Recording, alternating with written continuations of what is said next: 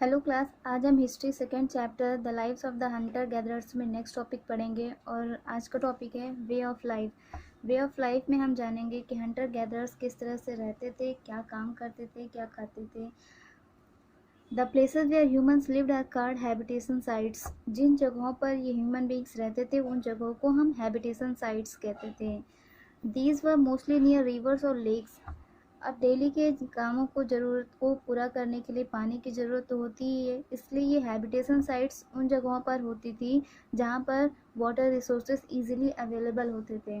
The places where stone tools were made are called factory sites. और जिन जगहों पर ये काम करते थे यानी कि स्टोन सेल टूल्स बनाने का काम होता था वो जगह फैक्ट्री साइट्स कहलाती हैं।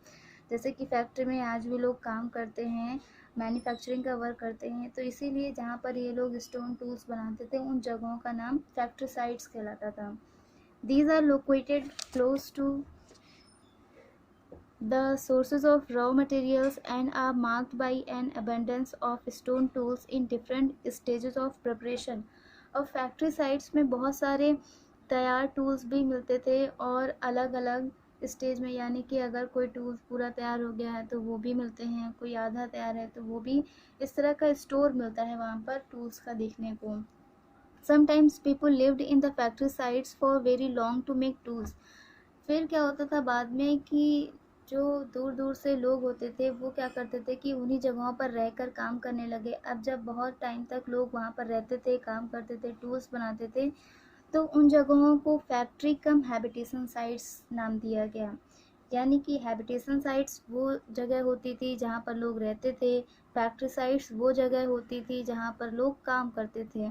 और फैक्ट्री कम हैबिटेशन साइट्स वो जगह होती थी जहाँ पर वो लोग रहते भी थे और काम भी करते थे।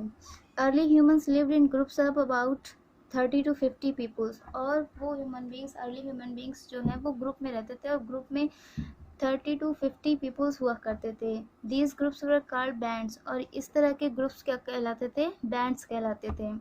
By working together they were able to hunt bigger animals like mammoths and बाइसन्स।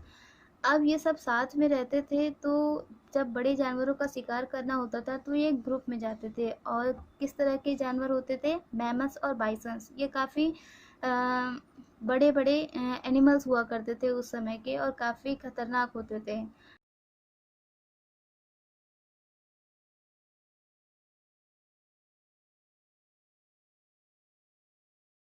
They developed the idea of sharing task between main and women. फिर धीरे धीरे जब इनमें ग्रेजुअली इम्प्रूवमेंट होने लगा तो इन्होंने क्या किया कि मेन और वुमेन के जो वर्क होते थे उनको डिवाइड करना शुरू कर दिया, यानी अपने कामों का बंटवारा मेन और वुमेन में करने लगे।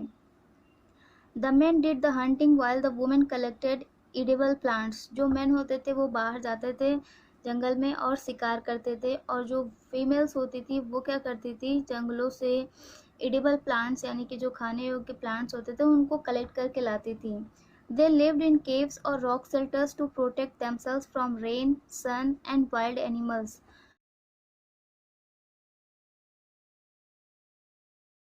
ये केव्स में, गुफाओं में रहते थे, या रॉक शेल्टर्स में बड़ी बड़ी चट्टानों की शरण में रहते थे, उनकी छाया में रहते थे। और इससे क्या होता था कि वो धूप से, बारिश से और जंगली जानवरों के शिकार होने से बच जाते थे।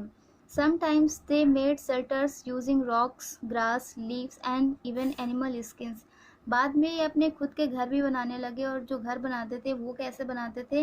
रॉक से, चट्टानों से, ग्रास, घास को यूज़ करके, पत्तियों को यूज़ करके और एनिमल स्किन को यूज़ करके बाद में ये अपने घर भी बनाने लगे और उनमें रहने लगे। They wore tunics by knotting animal skins together. बाद में ये ट्यूनिक्स बनाते थे। ट्यूनिक्स बनाने के लिए ये एनिमल स्किन को यूज़ करते थे और फिर उन्होंने बाद में उन्हें सिलना भी शुरू कर दिया था।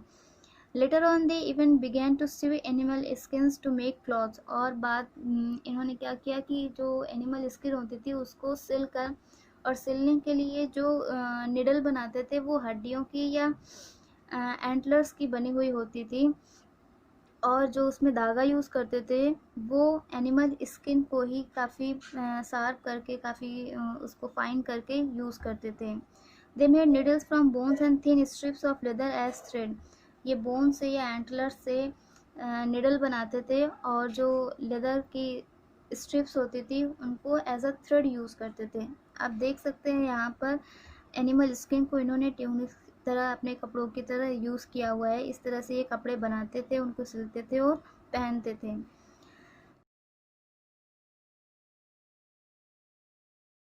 द स्टोरी ऑफ फायर में देखते हैं पैलियोलिथिक एज का जो सबसे इम्पोर्टेंट डिस्कवरी है वो है the discovery of fire.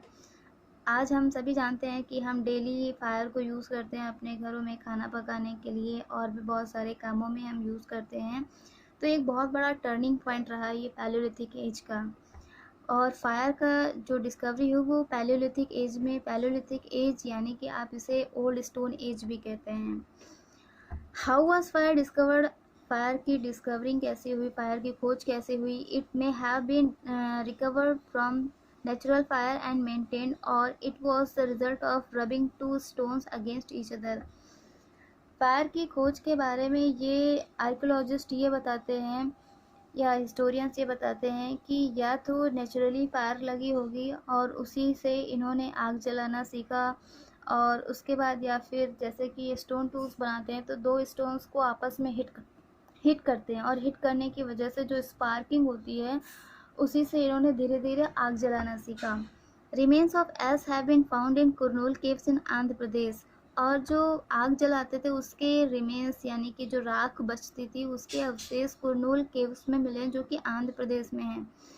This is indicative that the early humans knew how to use fire. इससे ये पता चलता है, जब राख के अवशेष मिले तो उसको देख कर हिस्टोरियंस ने ये बताया कि जो अर्ली ह्यूमन हुआ करते थे उनको आग का इस्तेमाल करना आता था। Fire was very important. हम सभी जानते हैं कि आग बहुत ज़्यादा ज़रूरी है हमारे डेली लाइफ में। It kept them warm, gave them light and frightened wild animals away from their caves. ये उनकी गुफाओं को गर्म रखने के काम आती थी।